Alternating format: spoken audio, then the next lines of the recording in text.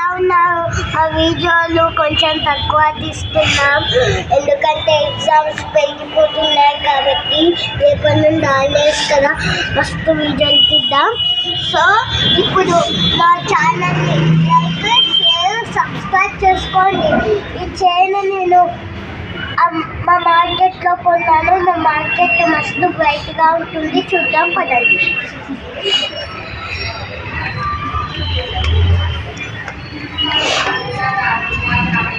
చూడండి గాయ్స్ ఎంత వచ్చిందో.